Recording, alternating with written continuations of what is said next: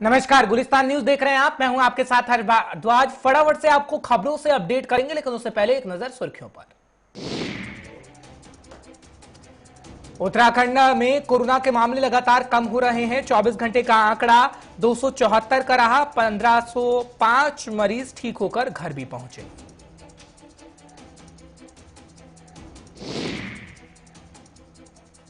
उत्तराखंड में वैक्सीनेशन की प्रक्रिया ग्रामीण इलाकों तक पहुंची। पहाड़ी इलाकों में पहुंच रही है स्वास्थ्य विभाग की टीम। वैक्सीन लगवाने के लिए आगे आ रहे हैं लोग।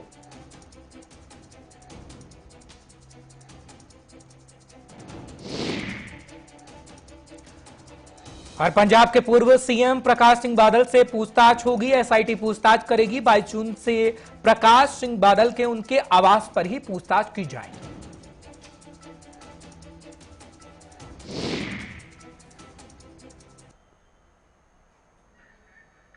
तो चलिए शुरुआत करते हैं बुलेटिन की। बात कोरोना के बढ़ते कहर की करेंगे। हालांकि कोरोना के मामले में अब कटौती हो रही है। बात सबसे पहले करेंगे स्वास्थ्य विभाग की, क्योंकि स्वास्थ्य विभाग की तरफ से आंकड़ा जारी कर दिया गया है। वो आपको बताएंगे, क्योंकि देश में पिछले 24 घंटे का आंकड़ा आपको बताएं तो 62,000 के ऊपर है। लेकिन उत्तराखंड का सबसे पहले जिक्र करेंगे तो उत्तराखंड में 24 घंटे में 274 नए मरीज मिले हैं। आपको बड़ी जानकारी इस वक्त की दे रहे हैं, क्योंकि 18 लोगों की मौत हो गई है। 515 मरीज ठीक भी बताए जाते हैं। ये 24 घंटे का आंकड़ा सिर्फ आपके सामने रख रहे हैं, क्योंकि प्रशासन पूरी नजर रख रहा है। और आपको ये भी जानकारी दे दें कि उत्तराखंड के अंदर अगर बात करें सीएम की, तो सीएम भी पूरे नजर बनाए हुए हैं उत्तराखंड में कोरोना के मामलों को लेकर। फिलहाल 24 घंटे का आंकड़ा आपके सामने है, जब 24 घंटे में 274 नए संक्रमित मरीज मिले हैं उत्तराखंड के अंदर।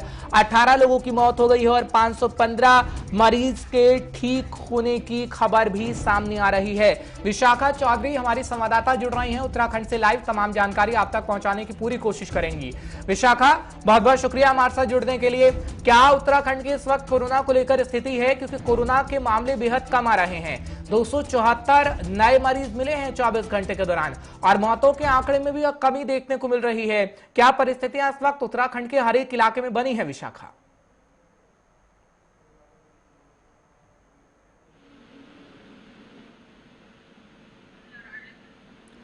विशाखा, आपकी आवाज में थोड़ी दिक्कत है। हम कोशिश करेंगे वो दिक्कत दूर हो सके और आपसे दोबारा जानकारी लेने की पूरी कोशिश करेंगे। फिलहाल जानकारी उत्तराखंड से हम आपको दे रहे हैं और हमारे संवाददाता थोड़ी देर में जुड़ेंगे तो आपको बताएंगे कि परिस्थितियां उत्तराखंड की क्या हैं। फिलहाल आपको आंकड़ा दिखा रहे हैं कि 24 घंटे में 274 नए मरीज मिले हैं। साथ ही साथ 18 लोगों की मौत हो गई है।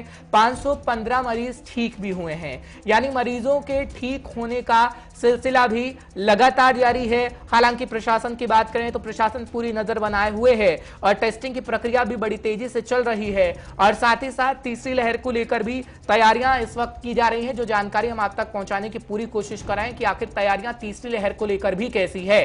क्योंकि अस्पतालों का जिक्र करें तो अस्पताल में भी पूरे प्रबंध किए जा रहे हैं। जो दूसरी लहर के दौरान हमने देखा कि अस्पतालों में कहीं ना कहीं कमी थी, फिलहाल तीसरी लहर को लेकर इस वक्त तैयारी की जा रही है। देहरादून हो, बात रुड़की की करें या फिर पहाड़ी इलाकों की करें। फिलहाल विशाखा एक बार फिर हमारे साथ जुड़ रही हैं, तमाम जानकारी आप तक पहुंचाने की पूरी कोशिश करेंगी। विशाखा, क्या मेरी आवाज आप तक पहुंच पा रही है? अगर आवाज पहुंच रही है तो बात को कंटिन्यू करिए।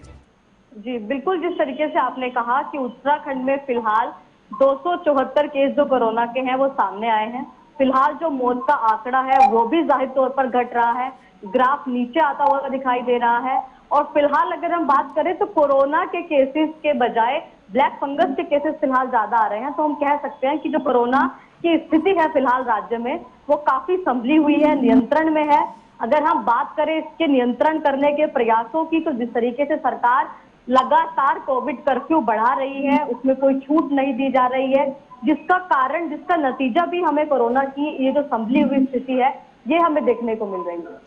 बिल्कुल विशाखा, अगर बात करें ग्रामीण इलाकों की तो ग्रामीण इलाकों में जो परिस्थितियां हम देख रहे थे, जो कहीं ना कहीं खराब होती हुई नजर आ रही थी, लेकिन अब वो ठीक होती हुई नजर आ रही हैं, क्योंकि ये कहा जा रहा है कि अब ग्रामीण इलाकों में टेस्टिंग की प्रक्रिया को और बढ़ा दिया गया है। क्या वाकई आप ऐसा देख रहे हैं? और जब कोरोना कर्फ्यू बढ़ाया गया, कुछ पाबंदियां भी दी गई हैं, क्योंकि 3 दिन मार्केट खोलने का ऐलान किया गया। आप मार्केट पहुंची भी थी और देख रही थी किस तरीके से लोगों का पहुंचना हो रहा है, लेकिन सोशल डिस्टेंसिंग की लोग धज्जियां उड़ा रहे हैं। तो लोगों की कितनी जिम्मेदारी बनती है कि कहीं ना कहीं वो अपनी अहम जिम्मेदारी समझे। कोरोना अभी खत्म नहीं हुआ है, हाँ मामले जरूर कम हो गए हैं विशाखा। जी बिल्कुल, जिस तरीके से अगर हम टेस्टिंग की बात करें तो शुरू में जब जो नंबर जो ग्राफ है कोरोना संक्रमित लोगों की संख्या का वो घटा, तो कहीं ना कहीं लोगों के या फिर जो जनता के मन में कहीं ना कहीं ये सवाल हुआ कि शायद सरकार के द्वारा टेस्टिंग कम कर दी गई है, और टेस्टिंग कम करने के बाद ये जो नंबर है ये सब कम हो रहा है। लेकिन सरकार कंटिन्यू यह कह रही थी कि टेस्ट के नंबर कम नहीं किए गए हैं, चाहे वो बॉर्डर्स पर होने वाली टेस्ट की संख्या हो, चाहे वो चौक चौराहों पर होने वाली टेस्ट की संख्या हो, या फिर अस्पतालों में होने वाली संख्या हो। किसी भी अस्पताल से कोरोना संक्रमित मरीजों की संख्या का जो डाटा है उसे छुपाने के सख्त निर्देश सरकार के द्वारा दिए गए। ये तमाम प्रयास किए गए, टेस्ट की संख्या बढ़ाई गई, और जिस तरीके से जो घटाने का जो एक बात जिस तरीके से अफवाह हुई थी उस पर रोक लगी। अगर हम बात करें गांव में, तो गांव में भी जो आशा जो नर्सिस है उनके माध्यम से या फिर जिस भी तरीके से कैंप लगाकर जहां तक नहीं पहुंचा जा सकता उनके द्वारा वहां पर टेस्टिंग की सुविधा उपलब्ध कराई गई। और जिस तरीके से फिलहाल जो गांव देहात के इलाके हैं, पहाड़ी क्षेत्रों के, पहाड़ी जिलों के जो गांव देहात के इलाके हैं, वहां तक भी सरकार के द्वारा मदद पहुंचाई गई, टेस्ट की सुविधा उपलब्ध कराई गई। इसी का नतीजा शायद यह है कि फिलहाल पहाड़ी जिलों में जो स्थिति फिलहाल बन रही थी कि वहां तक एक पैरासीटामोल उपलब्ध नहीं हो पा रही थी, टेस्टिंग की बात दूर थी, वहां पर फिलहाल जो स्थिति है वो भी संभली हुई है। अगर हम बात करें मार्केट की, बाजार की, तो जाहिर तौर पर क्योंकि एक लंबे समय के बाद लोगों को जब बाजार खुले तो भीड़ जो है वो जाहिर तौर पर उमड़ी।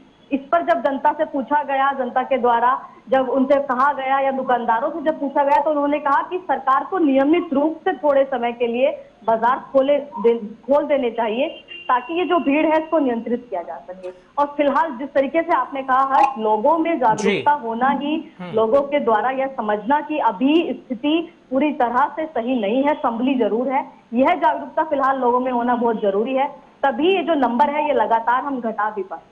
बहुत बहुत शुक्रिया विशाखा, तमाम जानकारी पहुंचाने के लिए, दर्शकों को अपडेट रखने के लिए। फिलहाल अब वैक्सीनेशन की प्रक्रिया का जिक्र करेंगे क्योंकि उत्तराखंड में भी वैक्सीनेशन की प्रक्रिया इस वक्त चल रही है और पहाड़ी इलाकों तक वैक्सीनेशन की प्रक्रिया पहुंची है, ग्रामीण इलाकों तक वैक्सीनेशन की प्रक्रिया पहुंची है।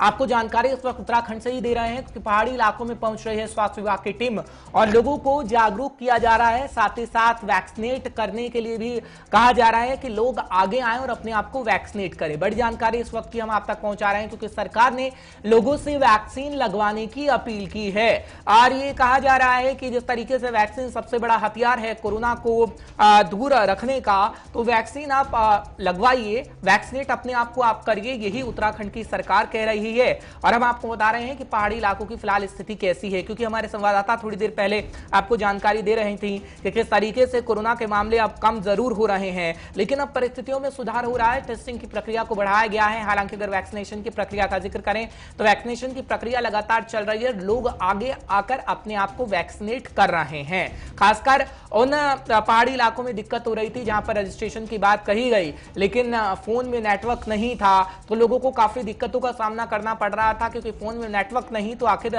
युवा वर्ग रजिस्ट्रेशन कैसे कराए, क्योंकि 18+ वालों को भी इस वक्त वैक्सीन लग रही है। और इसी दिक्कत को दूर करने के लिए स्वास्थ्य विभाग की टीम खुद पहाड़ी इलाकों में पहुंची और पहाड़ी इलाकों में जब स्वास्थ्य विभाग की टीम पहुंची तो पहाड़ी इलाकों के लोगों को भी वैक्सीनेट अब किया जा रहा है, लोग आगे आ रहे हैं और अपने आप को वैक्सीनेट कर रहे हैं। पर किस तरीके से प्रक्रिया रहने वाली होगी और क्या वाकई सुचारू रूप से चलेगी, खैर ये तो देखने वाली बात होगी।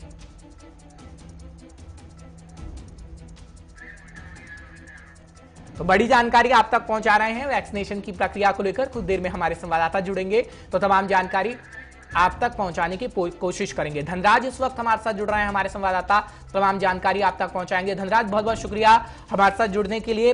वैक्सीनेशन की प्रक्रिया का धनराज यहां पर जिक्र कर रहे हैं क्योंकि हम देख रहे थे कि पहाड़ी इलाका था, फोन में नेटवर्क नहीं था, खासकर युवा वर्ग कह रहे थे कि फोन में नेटवर्क ना होने की वजह से हम रजिस्ट्रेशन कराएं तो कैसे कराएं। अब हम देख रहे हैं कि वहां पर स्वास्थ्य विभाग की टीम पहुंच रही है, क्या वाकई ऐसा हो रहा है जब स्वास्थ्य विभाग की टीम पहुंच रही है तो लोग अपने आप को वैक्सीनेट कराएं और ये कहा जाए कि अब लोग कोरोना से बच पाएंगे क्योंकि सबसे ज्यादा वैक्सीन लगाई जाएगी तो कोरोना दूर रहेगा। धनराज, बिल्कुल सर, जिस तरीके से कहा जाए कि जो वैक्सीन ही एक हथियार है कोरोना से बचने के लिए, कि जिसको वैक्सीन लगेगी उसको कोरोना कहीं ना कहीं मात जरूर कोरोना को दी जा सकती है। लेकिन पहाड़ की बात करें तो पहाड़ी इलाकों में अभी तक वैक्सीनेशन नहीं हो पाया था क्योंकि उसका कारण था कि जो रजिस्ट्रेशन सरकार ने ऑनलाइन किया है वो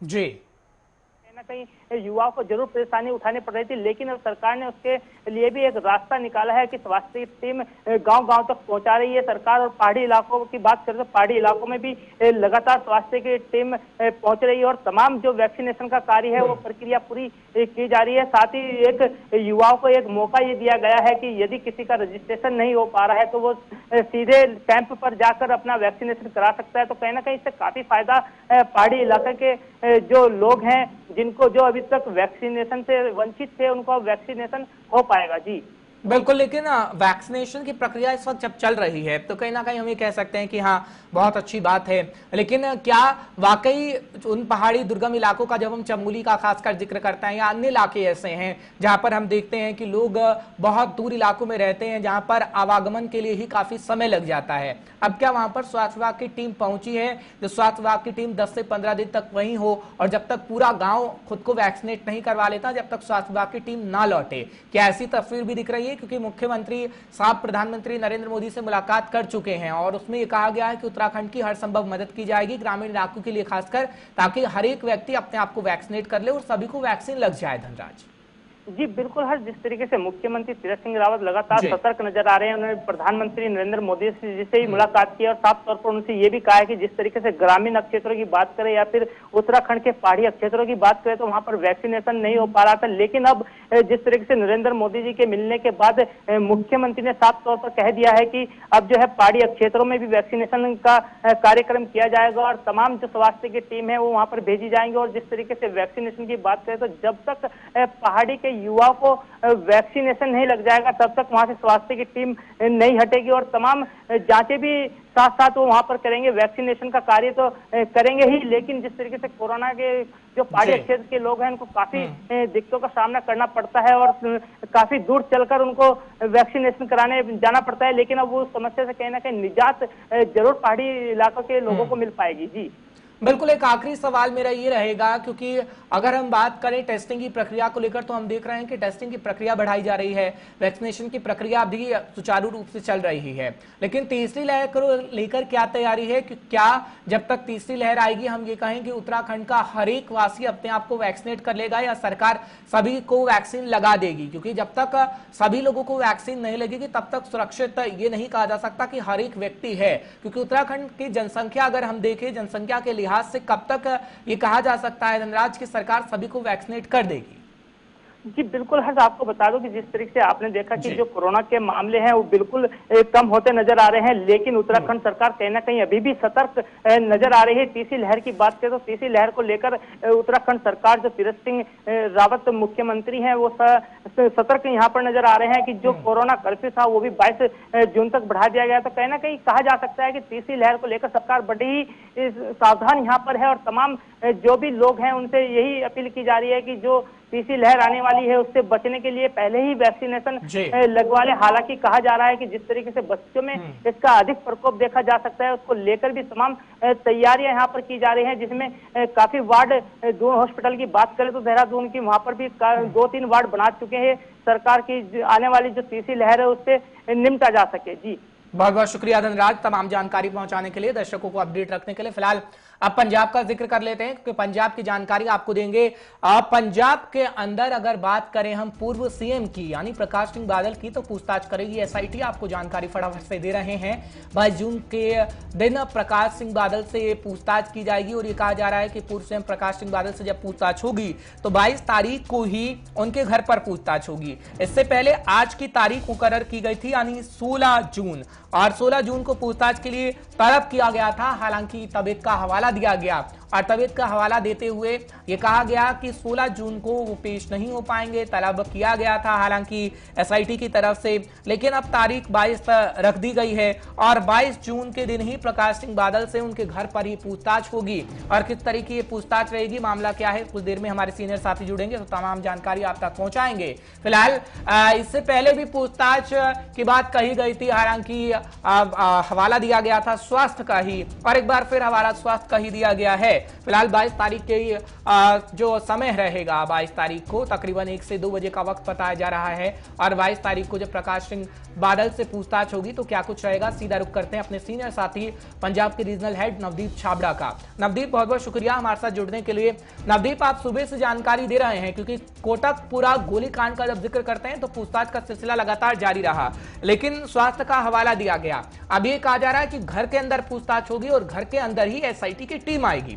अब जब घर के अंदर एसआईटी की टीम आएगी, पूछताछ होगी, तो या हम कह सकते हैं कि चुनाव से पहले कोई नतीजा निकल पाएगा, या फिर ये कहें कि जो आरोप लग रहे हैं और एसआईटी पूछताछ हो रही है तो वो साबित हो पाएंगे, और क्या देखेंगे हम कि पंजाब की सियासत में इसका कितना असर और कितना छाप छोड़ेगी?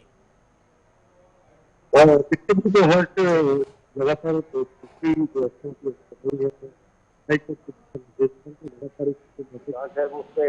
कर रही है, लेकिन आप देखिए कि प्रकाश सिंह बादल से पूछताछ करना इसलिए भी जरूरी है क्योंकि जब ये पूरा मामला हुआ था साल 2015 के अंदर, तो उस वक्त प्रकाश सिंह बादल ही पंजाब के मुख्यमंत्री थे। और जब जो गोली चलाई गई तो उसको लेकर ये सवाल खड़े हो रहे हैं कि शायद जो है सीएम के कहने पर या सीएम के निर्देश पर ही वहां पर गोली चलाई गई। इसलिए एसआईटी जो है वो प्रकाश सिंह बादल से पूछताछ करनी चाह रही है कि क्या उस वक्त आपने डीजीपी को या वहां पर जो डीआईजी या एसएसपी मौजूद थे, क्या उनको आपने ऐसे निर्देश दिए थे कि अगर गोली चलाने की जरूरत पड़े तो आप गोली चलाइए, तो या फिर पुलिस ने ये फैसला अपने आप लिया? ये कहीं ना कहीं अपने आप में एक बड़ा सवाल है, वो खड़ा करता है। दूसरा, आप देखिए हर्ष, क्योंकि पंजाब सरकार की इस पूरे मामले के अंदर बहुत बड़ी क्रिकरी हो रही है, क्योंकि जब पिछली एसआईटी बनाई थी कुंवर विजय प्रताप की अगुवाई में, उन्होंने जो अपनी रिपोर्ट सबमिट की थी हाईकोर्ट के अंदर, हाईकोर्ट ने उस रिपोर्ट को पूरी तरीके से खारिज कर दिया था।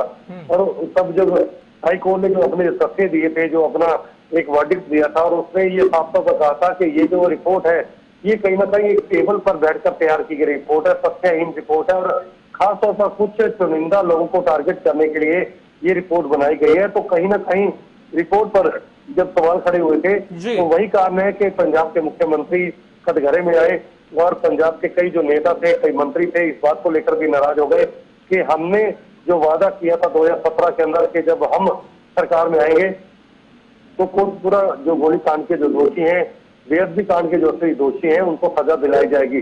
और उसमें चुनावी जो प्रचार हुआ था 2017 के अंदर प्रकाश, उसमें साफ तौर पर यही था, मंचों के अंदर जितने भी बड़े कांग्रेसी नेता थे उनका यही कहना था कि कोटपुरा गोलीकांड और बेअदबी कांड के पीछे पूरी तरीके से बादल परिवार का हाथ है, और कांग्रेस सरकार के आने पर एसआईटी बनाकर या जांच समिति बनाकर उनको जेल के अंदर डाला जाएगा। लेकिन आप देखिए कि 4.5 साल के आसपास सरकार को होने को है, ना तो जांच रिपोर्ट पूरी हो पाई है, ना कोई किसी को सजा हो पाई है, और दूसरी बात बादल परिवार को अभी तक अरेस्ट नहीं किया गया या उनके खिलाफ सीधे तौर पर कार्रवाई अभी तक नहीं हुई है। 2 कमीशन भी पूरे तरीके से बन चुके हैं, जस्टिस रणजीत सिंह और जस्टिस जोरा सिंह। और अब यही है कि सरकार की साख जो है वो पूरी तरीके से दांव पर लगी है कि अगर ये जांच पूरी नहीं होती, बादल परिवार पर जिस तरीके से आरोप लग रहे थे उनके खिलाफ जो जांच पूरी नहीं होती, तो जाहिर सी बात है 2022 का जो चुनाव है उसमें कांग्रेस पार्टी को बहुत बड़ा खामियाजा जो है इस मुद्दे को लेकर भुगतना पड़ेगा। तो बिहार से जब हाईकोर्ट का वर्डिक्ट आया था उसके बाद जो बादल परिवार है वो हर अपना मास्टर सत्संग जो है वो फ्रंट फुट आकर चल रहा है, और उनका कहना था कि अब तक जितनी भी जांच सरकार ने की थी उनके खिलाफ वो बदले की भावना से की गई थी, और हाईकोर्ट ने दूध का दूध और पानी का पानी कर दिया। यानी कि अब इसलिए भी बादल साहब को बुलाया जा रहा है या तो बादल से पूछताछ होगी, अगर कुछ निकलेगा या उनको एसआईटी समन भेजती है, अरेस्ट करती है। 2015 का आप जिक्र कर रहे हैं, अब 2021 हम देख रहे हैं। अब ऐसे समय में जब चुनाव आसपास हैं तभी ये जांच देखते हैं कि जांच आ रही है और जांच तेजी कर दी गई है जांच में। फिलहाल जब हम कांग्रेस की बात करते हैं तो क्या कांग्रेस की अपनी छवि के लिए भी ये दिखाना चाहती है कि नहीं जी हम जनता के साथ हैं और जो परिस्थितियां रही थी उन परिस्थितियों में बदलाव आ रहा है और अपनी सत्ता नहीं किसी भी तरह से छोड़ना चाहते हैं, इसी वजह से तैयारियां तमाम की जा रही हैं। इस वजह से हम देखें या जांच का दायरा है जो जांच हो रही है, क्योंकि लगातार जांच होती रही लेकिन नतीजा कुछ नहीं निकला। देखिए हर्ष, बिल्कुल जहां तक जांच की बात है या फिर जिस तरीके से आपने बात की कि सरकार की छवि या साख की बात है, तो जाहिर सी बात है कि पूरा मामला सरकार की छवि साख पर जुड़ा हुआ है। क्योंकि जो बेअदबी कांड हुए थे, जो श्री गुरु ग्रंथ साहिब के पावन स्वरूप जो फाड़ दिए गए थे, कई जगह पर पंजाब के अंदर ये कांड हुए थे, उसको लेकर कई आरोपियों को गिरफ्तार किया गया है नई एसआईटी की तरफ से, और उन्होंने स्वीकार किया था कि जो संत गुरमीत राम रहीम है, बाबा राम रहीम, उनके खिलाफ जो कार्रवाई की गई थी या उन पर जो अपशब्द बोले गए थे, उनको लेकर वो अपना गुस्सा निकालने के लिए उन्होंने ऐसा किया था पंजाब के अंदर। लेकिन जो गोलीकांड हुआ, वहां पर जो निहत्थे सिंहों पर गोली चलाई गई थी, वो एक बहुत बड़े सवाल खड़े करता था कि पंजाब के अंदर एक पंथक सरकार, यानी कि जो खुद गुरु घर को बहुत ज्यादा मानती है, श्रोमणी अकाली दल, वो सत्ता में थी और उसके बावजूद सिखों पर गोली चला दी गई। ये एक बहुत बड़ा सवाल था। यही कारण था कि जो पंजाब के लोग भी जानना चाहते हैं कि आखिरकार क्या ऐसे हालात थे। बिल्कुल नवदीप, यानी सवाल कई है जिसका जवाब जनता भी जानना चाहती है। बहुत बहुत शुक्रिया नवदीप हमारे साथ जुड़ने के लिए और परिस्थितियां बताने के लिए कि पंजाब के अंदर इस वक्त क्या कुछ चल रहा है। फिलहाल ये जांच की जाएगी, जो सच्चाई होगी वो भी हम आपको बताएंगे जैसे जैसे जांच का दायरा आगे बढ़ेगा और जो जो खबर सामने आता जाएगी, हर एक सटीक जानकारी गुलिस्तान न्यूज आप तक पहुंचाएगा। फिलहाल एक ब्रेक रुकना होगा, ब्रेक के उस पार खबरों का सिलसिला बरकरार रहेगा।